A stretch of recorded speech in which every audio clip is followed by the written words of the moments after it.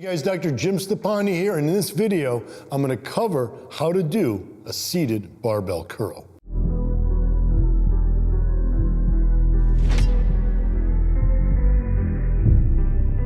One of the main benefits of the seated barbell curl is that it cuts the range of motion in half. How can that be a benefit and not a detriment? Well, it has to do with muscle biomechanics. Now with a standard curl, you're not just using the biceps as you curl the weight up. You're actually using the brachioradialis, which is the large forearm muscle on top of the forearm, the brachialis, which is the deep underlying muscle below the biceps, in addition to the biceps. Now, the brachioradialis and brachialis primarily are the main movers during the first half of the range of motion. The biceps doesn't kick in till about the halfway point of the curl. So from the halfway point, arm bent 90 degrees towards the top is when you're really working the biceps. From the start to the halfway point, you're really working the brachioradialis and the brachialis. Problem here is that the brachioradialis and the brachialis are weaker than the biceps. So, as you hit fatigue on doing standard curls through the complete range of motion, you're gonna fatigue at the bottom of the curl, meaning you're fatiguing when the brachioradialis and the brachialis have fatigued, not when the biceps have fatigued.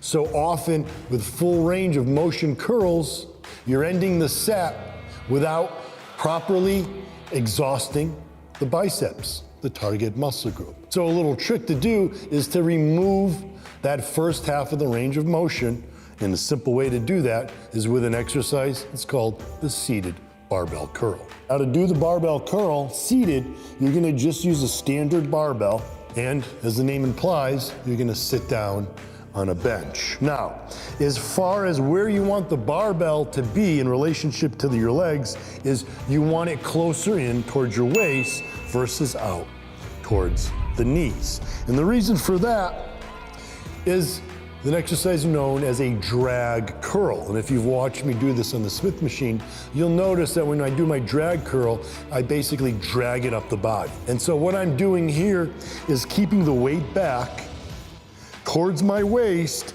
and literally dragging it up my body as I do my curl.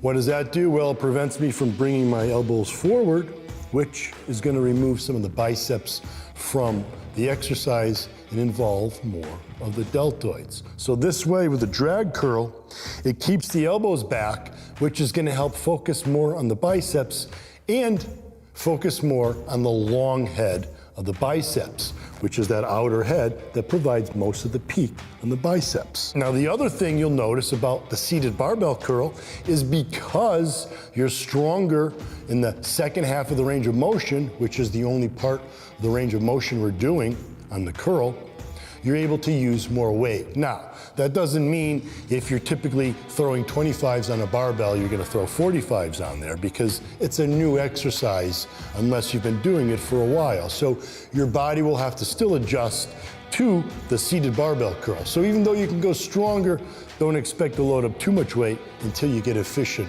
at doing it. Now, as far as the rep ranges go, as I always recommend, vary your rep ranges and the weight that you use, going very low in some workouts, moderate in others, and very high, even up to 30 to 50 reps in others. Remember, variety is the key regardless of the exercise that you're using. So that's my breakdown on the seated barbell curl.